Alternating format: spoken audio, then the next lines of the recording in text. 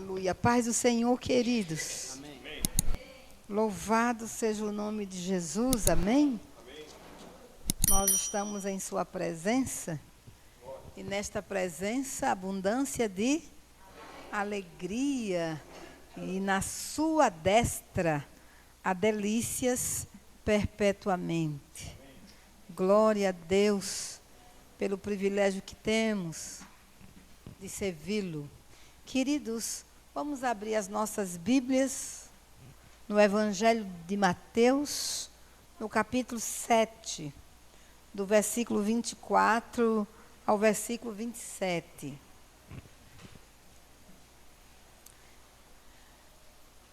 Diz a palavra de Deus. Jesus está falando, concluindo o discurso das bem-aventuranças. Capítulo 5, capítulo 6 e capítulo 7. É o sermão das bem-aventuranças. Jesus pregou no Monte das Bem-aventuranças. E é nesse capítulo que nós temos a constituição do reino dos céus. O menininho está lá fora.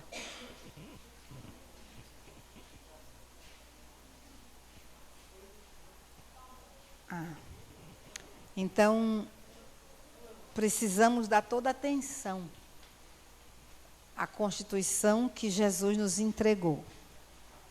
E veja o que ele está falando na conclusão desse sermão. Ele prega e agora ele está concluindo o sermão. E ele diz assim: todo aquele, pois, que ouve estas minhas palavras e as pratica, será comparado a um homem prudente, que edificou a sua casa sobre a rocha. E caiu a chuva, transbordaram os rios, sopraram os ventos e deram com ímpeto contra aquela casa, que não caiu, porque fora edificada sobre a rocha. E todo aquele que ouve estas minhas palavras e não as pratica, será comparado a um homem insensato, que edificou a sua casa sobre a areia. E caiu a chuva, transbordaram os rios, sopraram os ventos e deram com ímpeto contra aquela casa. E ela desabou, sendo grande a sua ruína. Então, vamos orar. Pai bondoso, nós estamos diante da Tua palavra, que é viva, que é poderosa, que é eficaz. A Tua palavra é libertadora, é salvadora, é santificadora. É através da Tua palavra que nós somos transformados. Porque o Teu Espírito Santo só tem este material para trabalhar no nosso coração. É através do Teu Espírito Santo que somos convencidos do pecado, da justiça e do juízo. Portanto, vem hoje neste lugar. Faça uma obra radical no nosso coração. Começa em mim. Opera na vida de cada um dos Teus filhos que aqui estão, Senhor. Ministra com poder, que haja uma resposta do nosso coração à Tua palavra. Que a unção do Teu Espírito flua. Que o rema do Teu Espírito Santo toque cada um neste lugar. Em nome de Jesus. Amém. Aleluia. Glória a Deus. Queridos, nós vamos ministrar hoje sobre Jesus Cristo o fundamento da igreja. Ou melhor, o único fundamento da igreja. Bem, queridos, Jesus está concluindo aqui o sermão da montanha, tá? E nesse sermão, Jesus vai trazer duas citações, ou melhor, ele vai trazer as seguintes citações nesse sermão. Ele vai mostrar 2 construtores, 2 casas e 2 fundamentos, tá? Presta atenção. Ele vai citar 2 construtores, 2 casas e 2 fundamentos. Mas Jesus também vai falar das circunstâncias que virão sobre essas 2 casas. Aí ele fala da chuva no telhado, ele fala do vento na parede e ele fala dos rios nos alicerces. Então ele vai mostrar que circunstâncias adversas vão atingir as 2 casas, tanto a casa que foi construída na rocha, quanto a casa que foi construída na areia. Mas o que nós vamos ver é que a casa que foi construída na rocha, ela permanece de pé, apesar de sofrer as adversidades. Apesar de sofrer a pressão da chuva, a pressão do vento e a pressão do rio, esta casa permanece de pé, porque ela foi fundamentada na rocha. Mas Jesus chama este homem que construiu a casa sobre a rocha, ele chama de homem prudente. Mas ele também fala da casa que foi edificada sobre a areia. E veja que o homem que construiu a sua casa sobre a rocha, ele investe em cima do fundamento. O fundamento, ele é invisível. Ele procura construir um alicerce profundo. Enquanto que aquele que construiu a casa sobre a areia, ele não está preocupado com o fundamento. Ele está preocupado com a aparência da casa. Ele está preocupado com a beleza da casa. Ele está preocupado com aquilo que vê, não aquilo que não se vê. E, queridos, nós vamos perceber que Jesus está falando de um fundamento falso e de um fundamento verdadeiro. Ele está falando de 2 tipos de construtores. Um que constrói em fundamento sólido e outro que constrói em fundamento de areia. O que Jesus quer mostrar a mim e a você? O que ele quer falar conosco? Ele está mostrando aqui que ele acabou de ministrar um sermão. Ele acabou de proclamar uma palavra viva, uma palavra poderosa, uma palavra transformadora, uma palavra salvadora, uma palavra santificadora. Ele entregou princípios espirituais para a vida dos seus seguidores, dos seus discípulos, no capítulo 5, no capítulo 6 e no capítulo 7 de Mateus. E esses princípios deveriam ser assimilados e praticados Por esse motivo, Jesus afirma que todo aquele que ouve as suas palavras, nós somos chamados a ouvir a palavra de Deus. Porque a palavra de Deus é espírito e é vida. A palavra de Deus, ela tem poder de nos moldar, de nos transformar. Ela tem poder para nos levar ao céu. Mas o que Jesus deseja é que as suas palavras sejam praticadas. Sabe por quê? Porque no decorrer da caminhada, a própria vida vai trazer a nós circunstâncias adversas.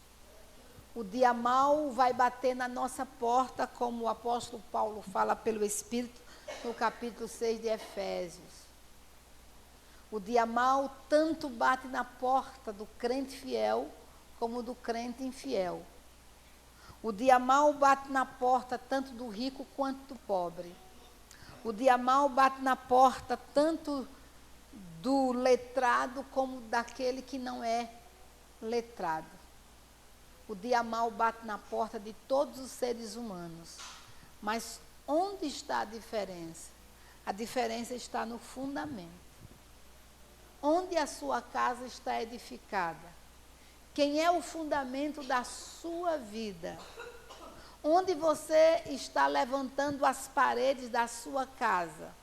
Que tipo de teto você quer colocar na sua casa? Quem é o seu fundamento? Quem é o seu alicerce? Então, percebam vocês que Jesus quer que nós reflitamos em cima deste fundamento. Ele quer que nós construamos a nossa casa espiritual na rocha. Ele quer que Ele mesmo seja o nosso fundamento. Então, vamos para a palavra. Vamos aqui. O que é fundamento? Fundamento, amados, é princípio, é prova, é causa, é alicerce, é firmamento, é teoria, é doutrina, é ensinamento. Fundamento é o alicerce onde uma casa está firmada. É impossível uma casa se firmar sem que haja um fundamento. Então, nós vamos perceber que ao longo da história, muitos foram os ataques contra o fundamento. Porque o fundamento é Jesus Cristo. E os líderes religiosos dos dias de Jesus, eles não criam que Jesus era o fundamento. Eles não criam que Jesus era o Senhor. Eles não criam que Jesus era o Salvador. Percebam vocês que os fariseus, eles rejeitaram Cristo como a pedra angular, Cristo como a pedra fundamental da igreja. Eles prestaram lealdade a Moisés, eles prestaram lealdade a Abraão, e eles prestaram lealdade ao próprio Deus, mas ainda assim, eles não criam, não aceitavam a Jesus como o fundamento da igreja. Veja o que diz a Bíblia em João 8,56. Abraão, vosso pai, exultou por ver o meu dia, e viu e alegrou-se. Veja que Jesus está afirmando que ele existe antes de Abraão, e que Abraão, nos seus dias, viu o dia de Jesus. viu o dia da redenção de Israel em Cristo Jesus.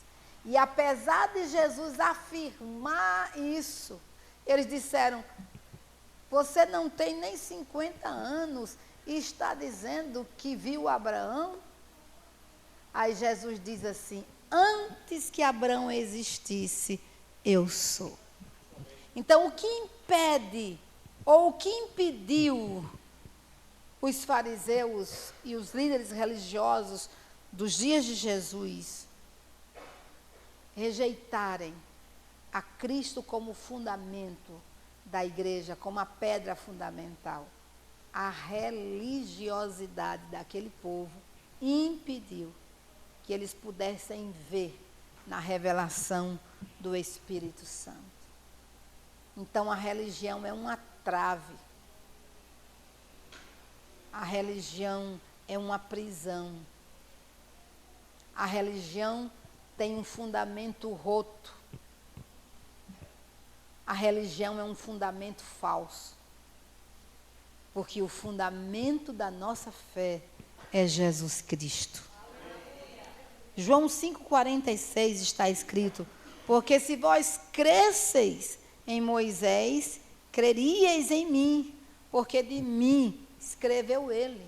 Olha Jesus trazendo à luz a mente dos líderes religiosos, mostrando que o próprio profeta Moisés creu em Jesus, escreveu a respeito de Jesus, mas o que a Bíblia afirma em João 1,12 é verdadeiro.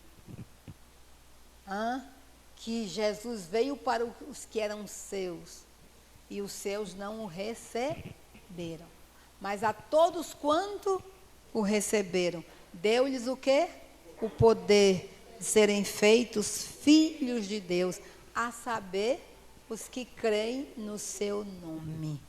Então, Lucas 10,16, está escrito: quem vos ouve a vós, a mim me ouve. E quem vos rejeita a vós, a mim me rejeita.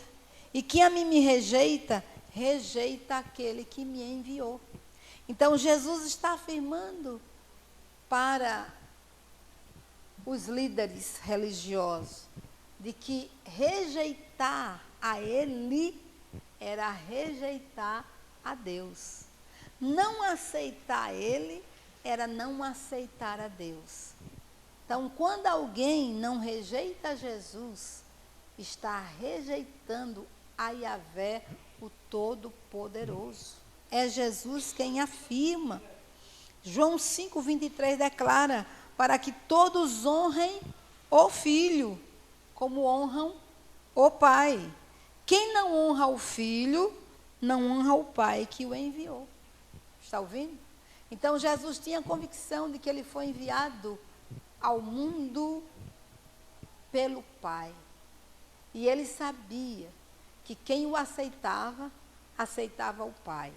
Mas quem não aceitava Jesus, ainda que religiosamente dissesse: eu creio em Deus, eu honro a Deus, eu confio em Deus, era simplesmente palavras vãs, vazias, porque Jesus era a perfeita revelação do Deus Todo-Poderoso.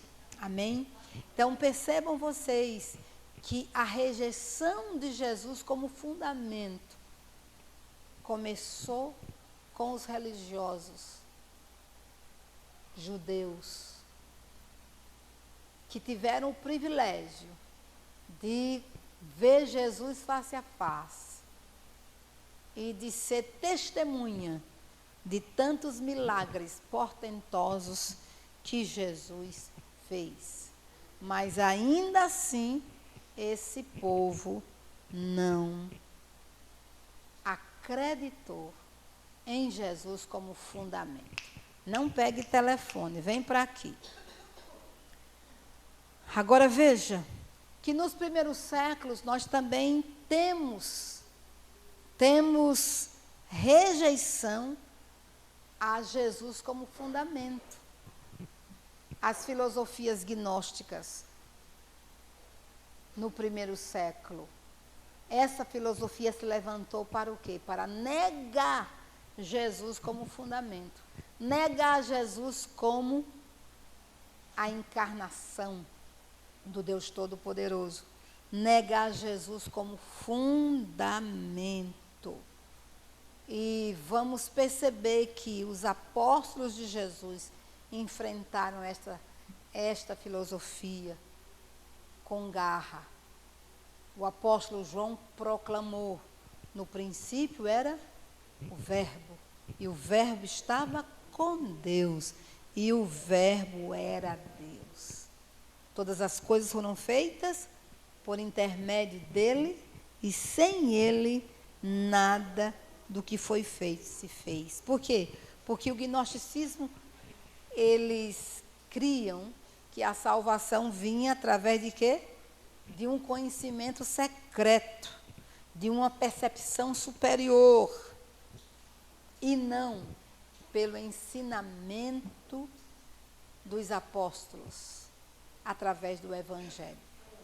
Então, queridos, esse ataque a Jesus como fundamento vai continuar. Vai continuar. O que nós vemos na Idade Medieval é que no catolicismo romano, a figura do Papa usurpou a centralidade de Cristo como fundamento, como cabeça da igreja e como único mediador entre Deus e os homens. Jesus no catolicismo não é o único mediador. Jesus no catolicismo não é o único salvador.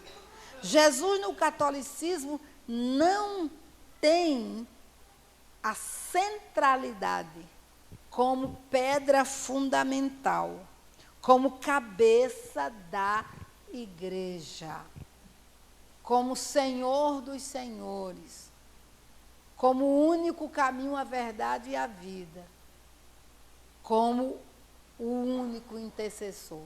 Não e não e não.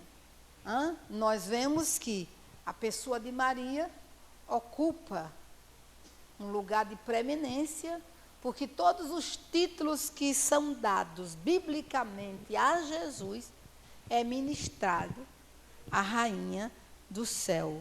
E isso é uma afronta à verdade absoluta do Evangelho. No século XVIII, nós também vamos ver esses ataques continuando. Vamos ver no século XVIII o iluminismo, no século XIX o liberalismo, no século XX o neoliberalismo. E hoje? Hoje nós temos um ataque frontal a esse fundamento que é Cristo, como pedra angular, como único Senhor, como a verdade absoluta. Nós temos o relativismo, onde não há verdades absolutas. Se você afirmar que Jesus é o único caminho, que só em Cristo há salvação, você vai encontrar centenas e milhares de pessoas contestando essa verdade. Por quê? Para o nosso mundo hoje, o vermelho não é vermelho, o azul não é azul. Para o mundo de hoje, o preto não é preto, o branco não é branco. Para esse relativismo, a verdade moral não existe, o absoluto não existe. Para este mundo presente, é a sua verdade que conta. E se a sua verdade contestar a verdade absoluta da palavra, é relativismo, não tem problema. Então, para esse mundo presente, Deus não é verdade. A Bíblia não é a eterna palavra de Deus. Jesus, para este mundo presente, não é o único Salvador. Então, nós temos que acordar. Nós temos que firmar nesta verdade absoluta. O fundamento da igreja é Cristo Jesus. Os nossos pensamentos devem estar centrados na palavra de Deus. As nossas opiniões devem estar centradas na palavra de Deus. Nós temos que resistir o mal. A arma da nossa vitória, a nossa fé. E a nossa fé tem fundamento. A nossa fé tem alicerce. E a nossa fé está fundamentada em Deus e sua palavra. Nós não podemos ir além da palavra, nem podemos ficar aquém da palavra. Nós temos que crer na verdade absoluta do Evangelho. Portanto, querido, Jesus como pedra fundamental, ele é o único nome que salva. Diga comigo, Jesus é o único nome que salva. Diga outra vez, Jesus é o único nome que salva. Queridos, Jesus é o único nome que salva. Jesus é o único salvador da sua vida. Jesus é o único salvador de Aracaju. Jesus é o único salvador do estado de Sergipe. Jesus é o único salvador do Brasil. E Jesus é o único salvador do universo inteiro. Fora de Jesus não há salvação. Fora de Jesus não há vida eterna. Fora de Jesus não há como o homem chegar a Deus.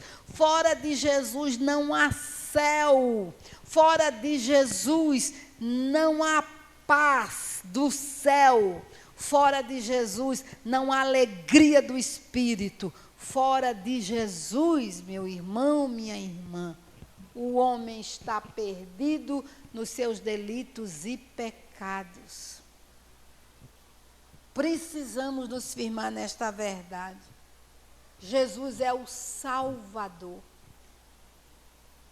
Ele veio para nos salvar. A palavra de Deus declara que Deus buscou um homem para se colocar na brecha.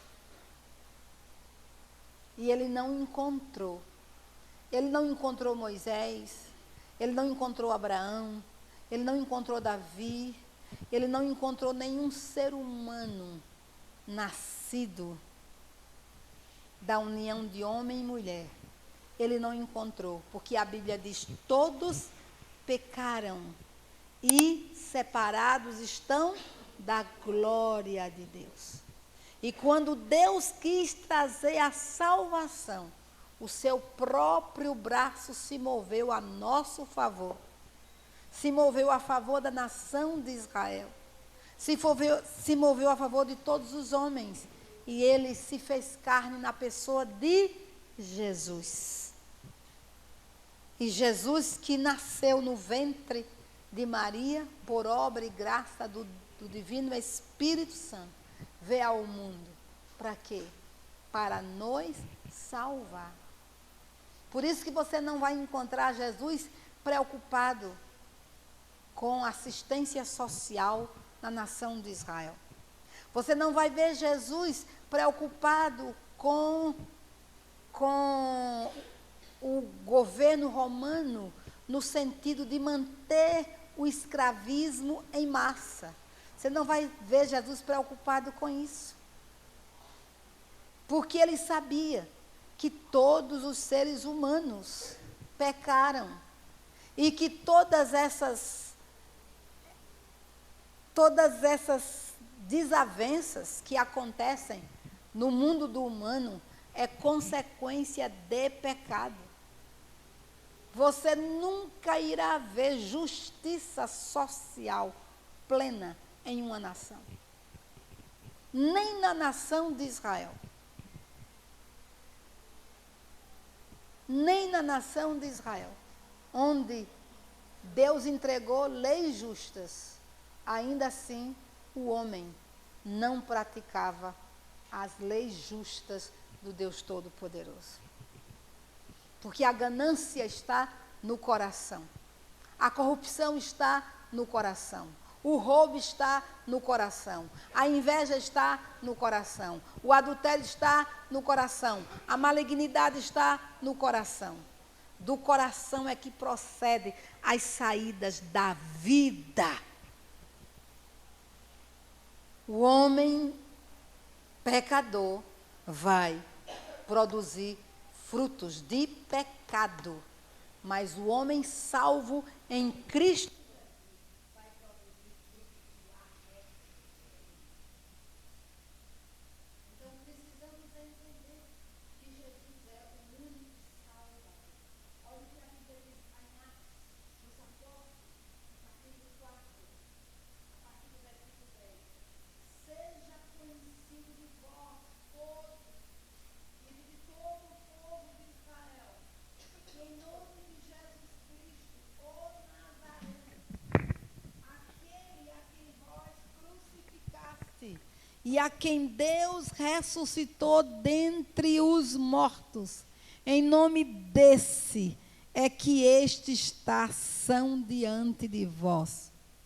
Aí o apóstolo Pedro afirma: ele, Jesus, é a pedra que foi rejeitada por vós, os edificadores, a qual foi posta por cabeça de esquina. Aí mais uma afirmação do apóstolo Pedro: e em nenhum outro há salvação. Em nenhum outro nome há salvação. Porque também debaixo do céu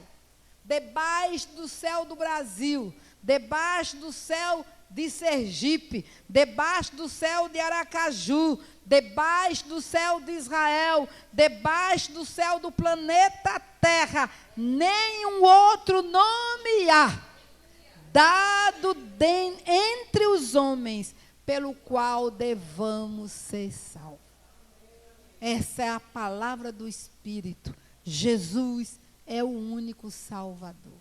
Queridos, nós precisamos nos converter a isso. E pregar isso com intensidade, com alegria. Não permitir em hipótese alguma que esta verdade seja relativizada. Nós não podemos admitir. Não existe outro Salvador. Não existe padroeiros nem padroeiras. Não é Maria, nem Fátima, nem Aparecida. Não é Cícero, não é Jorge. Não é Confúcio, nem Maomé.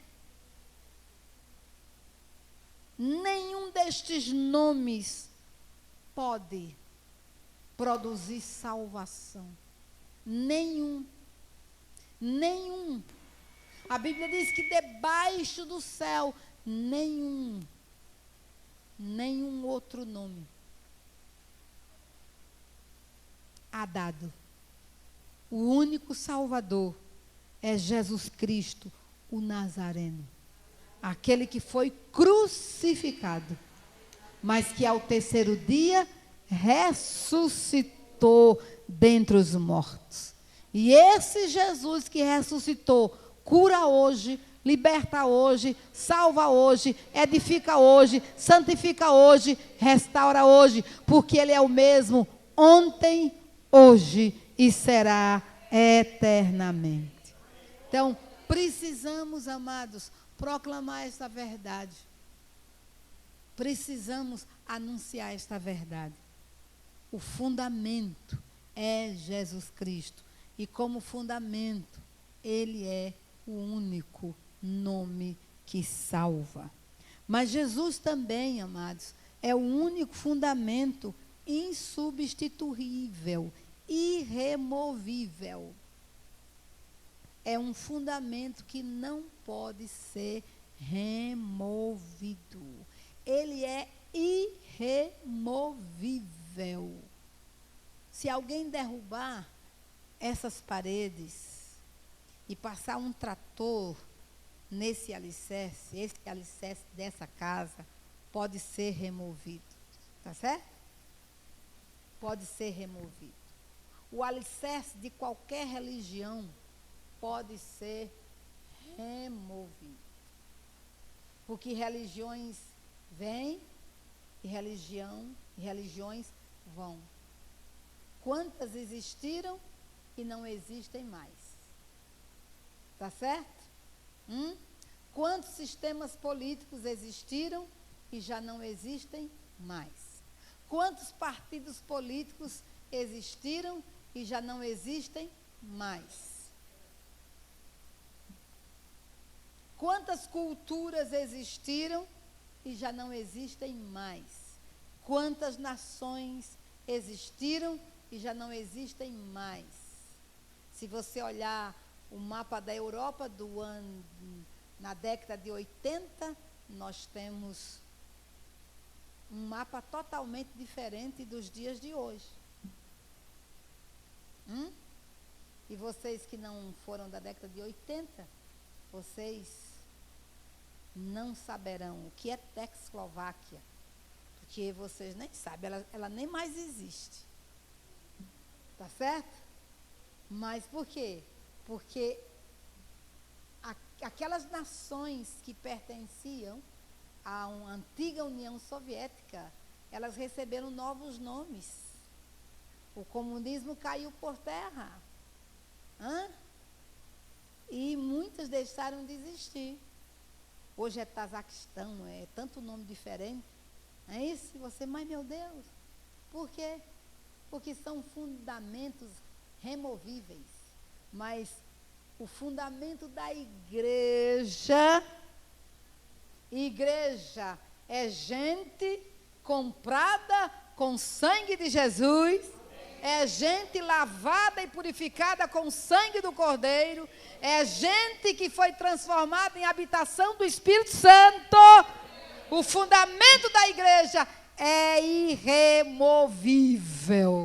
Não tem Satanás, não tem inferno, não tem sistema político, não tem ideologias humanas que consigam remover o fundamento da igreja, que é Cristo Jesus. Então você tem que guardar isso no seu coração. E veja o que diz a Bíblia em 1 Coríntios, no capítulo 3, do versículo 10 a 15. Eu vou ler todos esse texto, porque fica completo. Olha o que a Bíblia diz. Segundo a graça de Deus que me foi dada, diz o apóstolo Paulo pelo Espírito Santo, pus eu, como sábio arquiteto, o fundamento, e outro edifica sobre ele. Mas veja cada um como edifica sobre ele.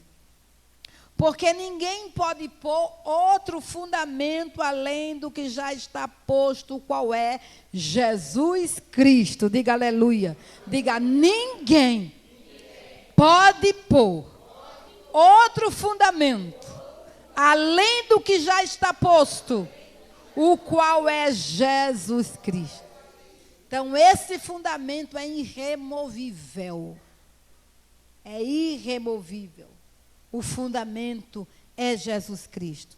E se alguém sobre este fundamento formar um edifício de ouro, prata, pedras preciosas, madeira, feno, palha, a obra de cada um se manifestará. Na verdade, o dia a declarará, porque pelo fogo será descoberta, e o fogo provará qual seja a obra de cada um. Se a obra que alguém edifica nessa parte permanecer, esse receberá galardão. Se a obra de alguém se queimar, sofrerá detrimento, mas o tal será salvo, todavia, como pelo fogo. Escute o que o apóstolo Paulo está dizendo. Ele está afirmando que ele é um sábio construtor. E se ele é um sábio construtor, ele vai edificar sobre este fundamento. E ele vai usar materiais que não sejam destruídos pelo fogo. Porque o fundamento é Cristo, mas as paredes são levantadas por nós. Agora, temos que perguntar que tipo de parede nós estamos levantando em cima deste fundamento. Que material nós estamos lançando nessas paredes. O fundamento é irremovível. O fundamento é perfeito, não há falha no fundamento. O fundamento é Jesus. Agora, como você está construindo a sua casa? Que tipo de material você está colocando nessas paredes? Veja, você está enviando ouro, prata, pedras preciosas ou madeira, feno e palha? Que tipo de material você está colocando neste fundamento? Como a sua vida está sendo edificada? Que valor você tem dado a este fundamento? Quanto tempo você gasta para crescer neste fundamento?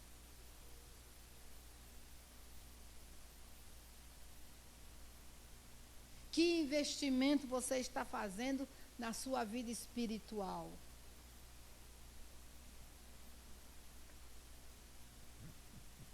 Você tem percebido crescimento na sua vida espiritual? Você tem ouvido a voz de Deus? Você tem crescido na comunhão com o Espírito Santo? Você tem desenvolvido uma vida de adoração a esse Deus que é todo-poderoso? Então, saiba de uma coisa, amados.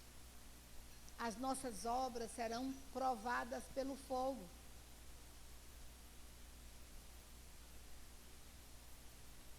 Não esqueçamos que Jesus é o batizador. E ele batiza com espírito e com fogo.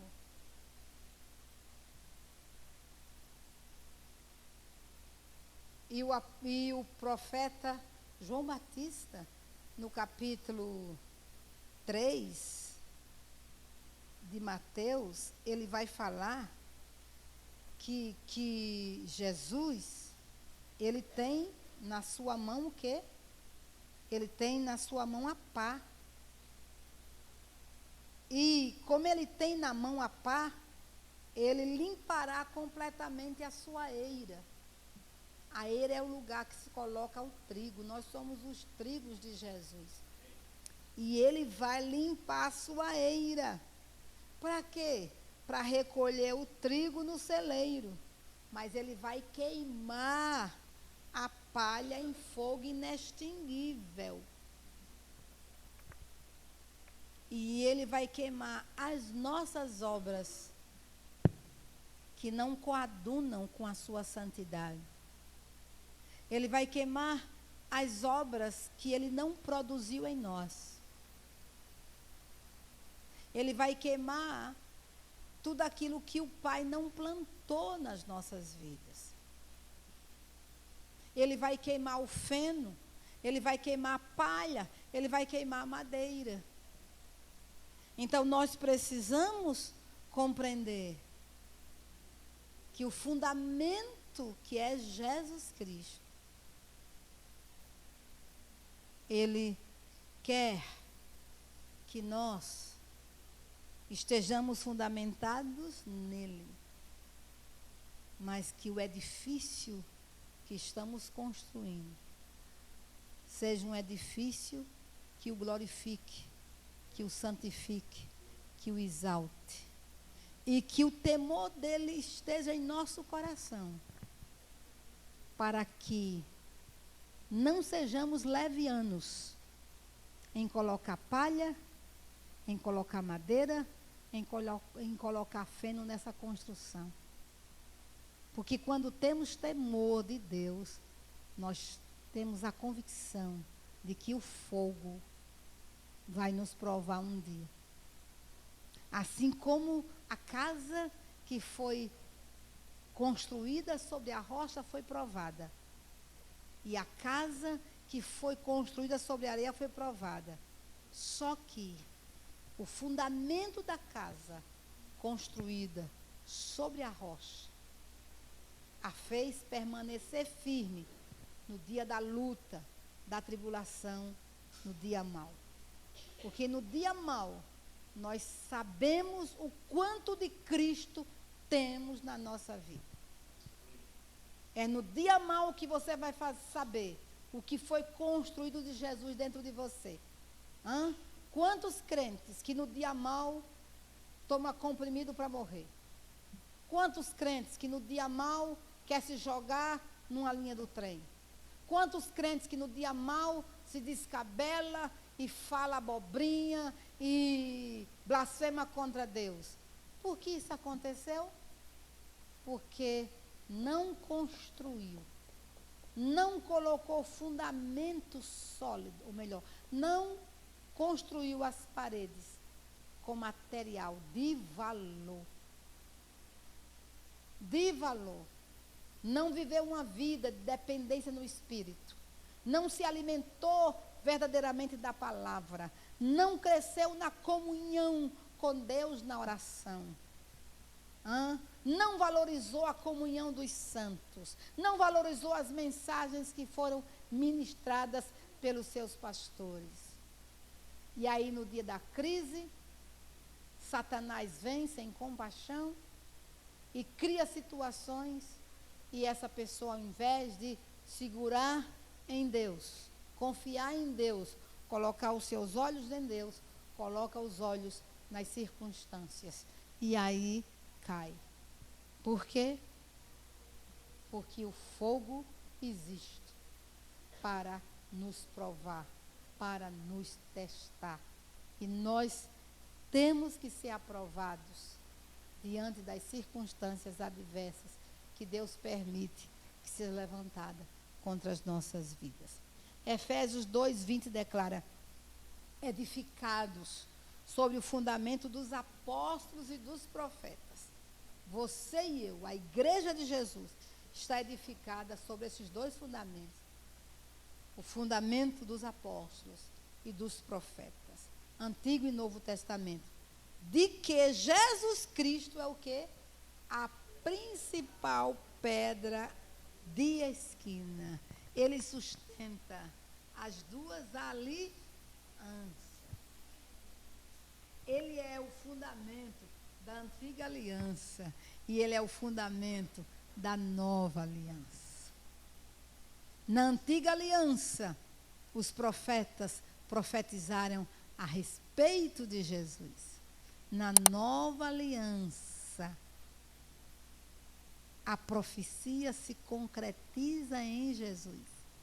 E tudo o que se falou de Jesus se cumpre radicalmente. Você diz amém? Nós vimos no Antigo Testamento a profecia, no Novo Testamento o cumprimento. Então Jesus é a principal pedra de esquina. É a pedra angular. É a pedra que sustenta os dois polos, Antigo e Novo Testamento. Apóstolos e profetas. Louvado seja o nome do Senhor.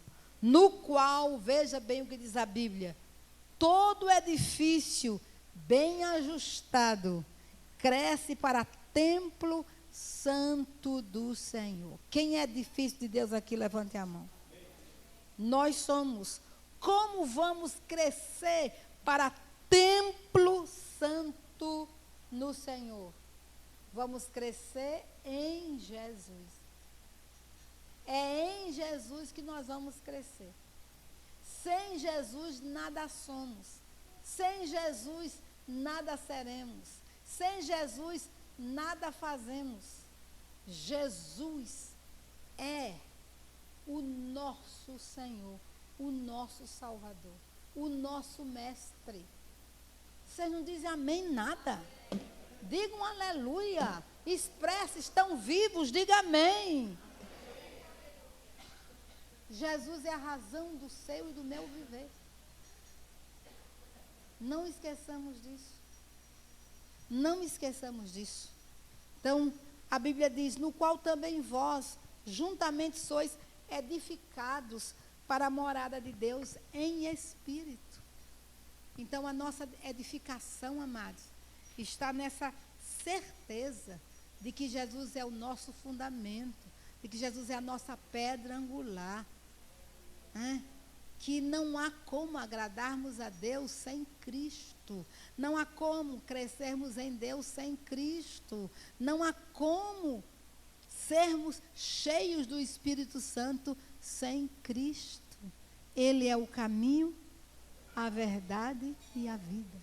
Porque dele, e por ele, e para ele, são todas as coisas. Glórias, pois, a ele eternamente.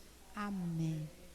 Então, Jesus é o único Salvador. Jesus, ele é o único fundamento. E é um fundamento irremovível. E Jesus também é o único Senhor. Ele é o único Senhor.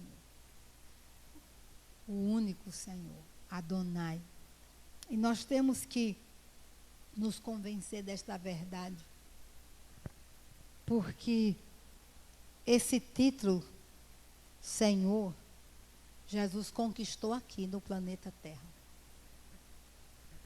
E ele conquistou depois de travar a guerra contra Satanás, contra o pecado, contra o mundo.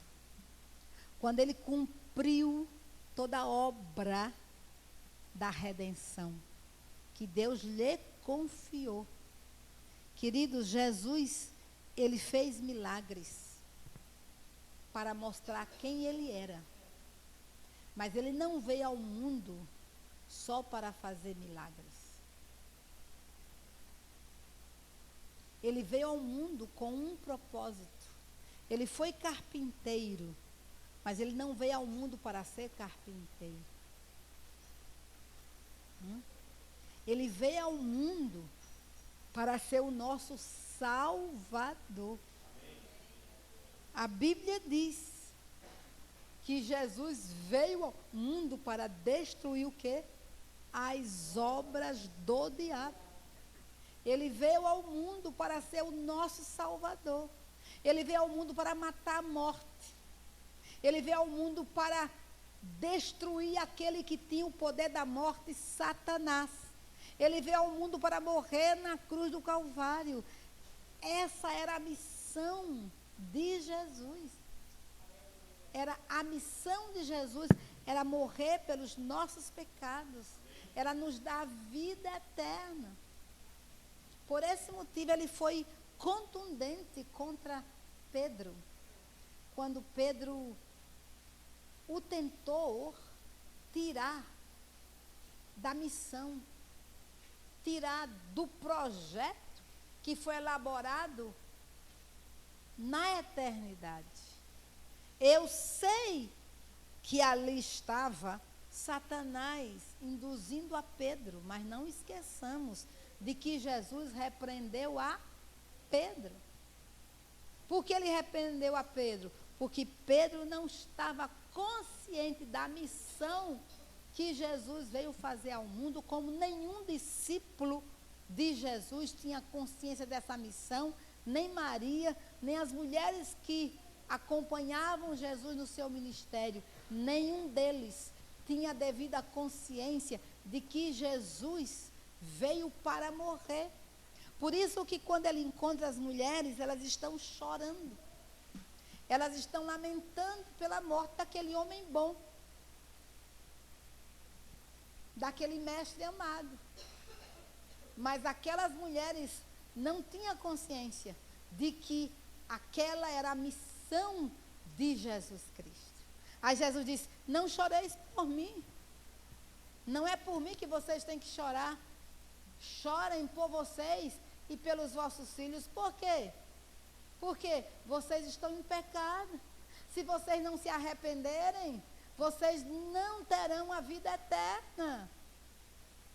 Se vocês não forem capazes de compreender a minha missão, de receber a minha missão, vocês morrerão nos seus delitos e pecados.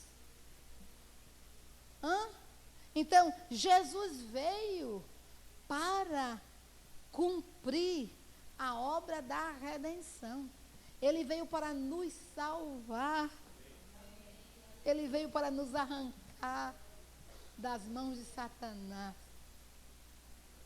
e nos dar vida eterna. Você diz amém? Então, para que ele recebesse o título, a honraria de Senhor, ele precisava cumprir a missão que Deus lhe confiou. Por isso que no capítulo 17 de João, quando ele está orando, ele diz: Pai, dá-me a glória que eu tinha antes da fundação do mundo. Veja que diz aqui: tendo Jesus falado estas coisas, levantou os olhos ao céu e disse: Pai, é chegada a hora, glorifica teu filho, para que o filho te glorifique a ti. Como Jesus iria glorificar o Pai? Morrendo na cruz do Calvário. Essa era a maneira de Jesus glorificar ao Deus Todo-Poderoso, glorificar o Pai. Porque o Pai não te teria, o Pai não me teria, o Pai não teria nenhum ser humano no planeta Terra se Jesus não morresse na cruz do Calvário. Então o Pai preferiu matar seu filho Jesus do que ficar sem você, do que ficar sem mim, de nunca poder ter-nos como filhos dele. Então Jesus veio ao mundo morrer na cruz do Calvário, glorificar a pessoa do Pai, para que eu e você pudéssemos voltar para Deus. Sem Jesus, jamais voltaríamos para Deus. Então Jesus diz assim, olha: assim como lhe conferiste autoridade sobre toda a carne, a fim de que ele conceda a vida eterna a todos os que lhe deste. E a vida eterna é esta: que te conheçam a ti, o único Deus verdadeiro, e a Jesus Cristo, a quem enviaste. Eu te glorifiquei na terra, como? Consumando a obra que me confiaste para fazer. Então, como Jesus consumou a obra, como Jesus glorificou ao Pai, Jesus completou, concluiu a obra que Deus lhe confiou. E a obra que Deus lhe confiou foi essa: morrer na cruz do Calvário. E a cruz, tomando sobre si as nossas dores, as nossas enfermidades, os nossos pecados, as nossas mazelas, se colocando em nosso lugar, se fazendo pecado em nosso lugar. E quando ele fez isso, ele glorificou ao Pai. A Bíblia diz lá em Isaías 53, meus irmãos, que o sacrifício de Jesus foi melhor do que as gorduras de carneiros. A Bíblia diz que o Pai agradou moer a Jesus. Por que o Pai agradou moer a Jesus? Porque o Pai sabia que nós só seríamos redimidos, resgatados, justificados, purificados, só teríamos vida eterna se Jesus tomasse o nosso lugar. Então, a Jesus toda a honra, toda a glória, todo louvor, toda adoração, porque em amor, voluntariamente, ele se entregou por mim e por você. E se você hoje é salvo, se o seu nome hoje está escrito no livro da vida, é porque Jesus pagou um alto preço. E eu pergunto: você está disposto a pagar um alto preço por Jesus? Escute, queridos, Jesus é o Senhor. Filipenses 2:9. Por isso também Deus o exaltou soberanamente e lhe deu um nome que está acima de todo nome, para que ao nome de Jesus se dobre todos os joelhos, nos céus, na terra e debaixo da terra, e toda língua confesse que Jesus Cristo é o Senhor, para a glória de Deus Pai. Então, queridos, a Bíblia diz: Deus o exaltou soberanamente e lhe deu um nome que está acima dos anjos, dos arcanjos, dos querubins, dos serafins. O nome de Jesus está acima de todo nome que se possa nomear neste século presente. E nos séculos que já se passaram. E nos séculos que ainda séculos que possam vir. A Bíblia diz que o nome de Jesus está acima de todo nome. Então, nós não devemos estremecer diante de nenhum nome. Seja nome na política, seja nome no militarismo, seja nome na religião, seja nome na cultura. Todo nome no planeta Terra está debaixo da soberania e da autoridade do nome de Jesus. Esse nome de Jesus é que tem o poder. Mas a Bíblia diz que este nome de Jesus está acima dos principados, das potestades, dos dominadores de trevas, dos demônios, de Satanás, do inferno. Este nome é poderosíssimo. E a este nome, queridos, todo o joelho vai se dobrar. Não importa, seja no céu, seja no reino espiritual das trevas, seja no planeta Terra. A Bíblia diz que todo joelho vai se dobrar diante deste nome, que é o Senhor dos Senhores, que é o Rei dos Reis, que é o leão da tribo de Judá, que é a raiz de Davi, que é a testemunha fiel e verdadeira, que venceu. Venceu o pecado, venceu a morte, venceu o inferno, venceu as maldições, venceu a enfermidade. Ele é rei vencedor. Ele venceu, voltou ao céu, mas ele retornará para nos buscar. A Bíblia diz que toda língua vai confessar que Jesus Cristo é o Senhor, para a glória de Deus Pai.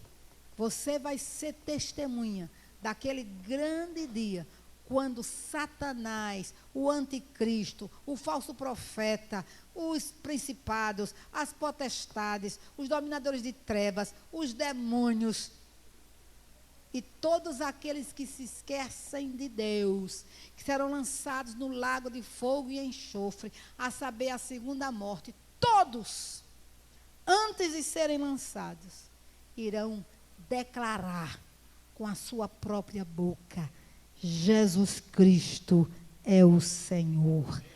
Deus é justo. Diga aleluia. Você vai ser testemunha desse grande dia. Então, meus amados, Jesus é o nosso fundamento. É o fundamento da igreja. Então, você e eu devemos ter essa convicção de que todo falso fundamento será julgado. Assim como a casa que foi construída sobre a areia foi julgada. Assim como o homem insensato foi julgado. E assim como o fundamento falso foi julgado. Todo fundamento falso será julgado. Não esqueçam disso. Esse fundamento falso pode até funcionar nesse planeta Terra, no século XX, com aparente glória, com aparente poder, com seguidores que podem até lhe assustar. Mas, querido, o único fundamento que vai para o céu é Jesus Cristo. O fundamento que está em Jesus, esse irá para o céu. Então não tenha medo de confessar a sua fé viva na pessoa bendita de Jesus Cristo. Somente a casa edificada sobre a rocha é quem ficará de pé diante das adversidades, diante da apostasia, diante dos falsos mestres, diante de toda essa salada de engano que estamos contemplando nos nossos dias. Só quem tem a sua casa firmada sobre a rocha é que permanecerá de pé. Somente em Cristo Jesus o homem pode livrar-se da tempestade do juízo que virá. Esse juízo virá. Esse juízo virá. Então, só quem tem a sua casa plantada na rocha que é Cristo é que vai ser livre da tempestade do juízo. Hoje, a tempestade da escassez, hoje a tempestade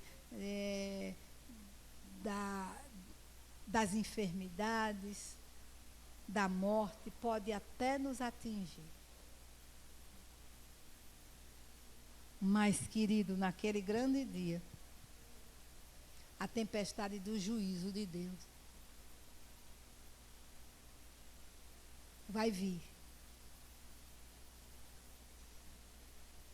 E como diz o apóstolo Paulo, que nada nos separará do amor de Deus que está em Cristo Jesus, nem a morte tem poder de nos separar,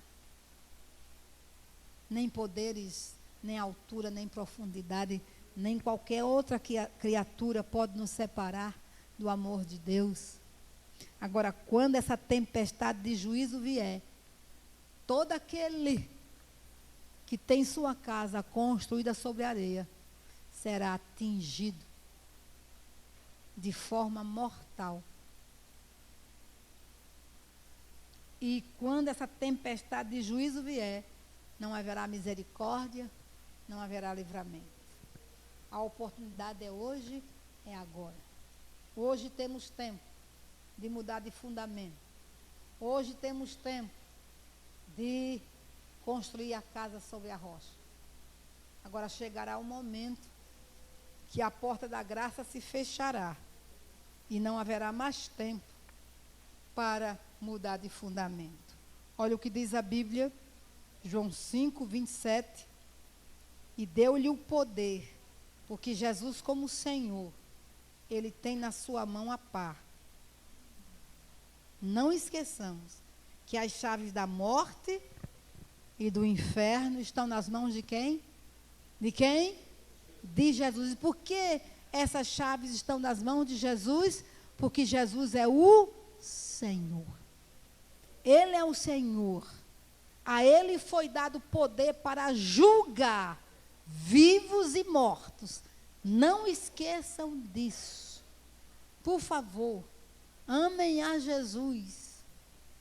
Mas não esqueçam de que Ele é o Senhor. Ele é o juiz de toda a terra. Ele tem nas suas mãos as chaves da morte e do inferno. E a Bíblia diz, e deu-lhe o poder de também exercer o juízo, porque é o Filho do homem. Não vos maravilheis disto, porque vem a hora em que todos os que estão nos sepulcros ouvirão a sua voz. E os que fizeram o bem sairão para a ressurreição da vida. E os que fizeram o mal para a ressurreição da condenação. Eu não posso de mim mesmo fazer coisa alguma. Como ouço, assim julgo. E o meu juízo é justo, porque não busca a minha vontade, mas a vontade do meu Pai que me enviou. Diga aleluia. Essas palavras são palavras de Jesus. Ele está dizendo que como Filho do homem, ele recebeu poder para exercer juízo. E chegará o dia que os mortos ouvirão a voz de Jesus. E uns irão ressuscitar para a vida eterna e outros para a condenação eterna. Não esqueçamos disso. A ressurreição é a doutrina que ratifica toda a Bíblia, que ratifica, que confirma tudo que Jesus é. Sem ressurreição, essa Bíblia não teria valor. Mas como Jesus ressuscitou, aleluia, Ele é Deus, Ele é o Senhor, Ele é o juiz de toda a terra. Em sua mão tem a pá e limpará a sua eira, e recolherá no celeiro o seu trigo, e queimará a palha com fogo, que nunca se apagará. Em Mateus 15:13, Jesus afirma: ele, porém, respondendo, disse: toda planta que meu Pai Celestial não plantou será arrancada. Queridos, nós temos que olhar para Jesus como nosso fundamento, como o fundamento da igreja. Nós temos que desejar construir nesse edifício pedras não de palha, não de feno, não de madeira, mas construir nesse edifício com ouro, com prata e com pedras preciosas, com materiais que não serão julgados pelo fogo no sentido de perder a sua qualificação. Pelo contrário, quanto mais fogo no ouro, mais valorizado ele fica. Então, meus amados irmãos, mais do que nunca precisamos nos firmar em Jesus. Mais do que nunca precisamos amar Jesus. Mais do que nunca precisamos ter convicções absolutas de quem Jesus é. Porque os dias são maus. Os dias são maus. E Satanás não deixou de ser o falso leão. E ele anda ao nosso derredor, rugindo, como um leão procurando a quem possa tragar. Portanto, Jesus nos convida a olhar para Ele, porque só Ele é o autor e o consumador da nossa fé. Ele é o nosso Salvador. Ele é o nosso fundamento irremovível. E Ele é o Senhor dos senhores, o Rei dos reis, que virá para nos buscar. A Jesus toda honra, toda glória, todo louvor, toda adoração. Aleluia. Fiquemos de pé. Binho, vem orar.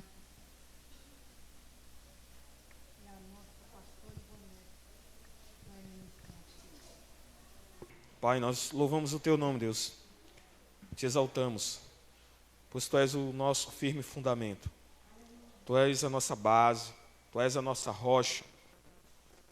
Tu és aquele que nós nos firmamos. Por isso louvamos o Teu nome e Te exaltamos, Pai.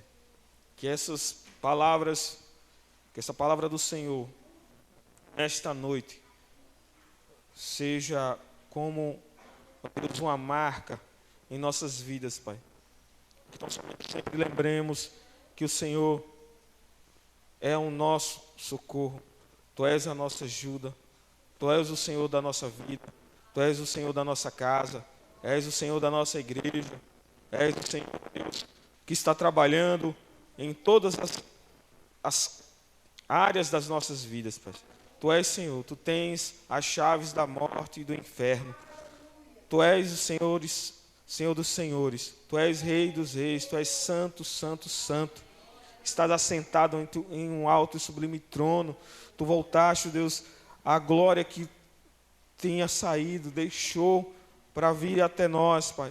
para vir à terra, morrer por nós, se derramou por nós.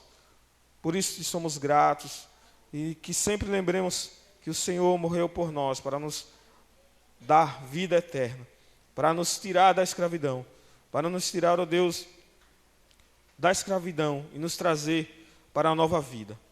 Nós louvamos o Teu nome. Oramos pela pastora Ivonete, que estará neste momento ministrando a ceia do Senhor. Que no nome de Jesus o Senhor a possua e a abençoe. No nome de Jesus. Amém.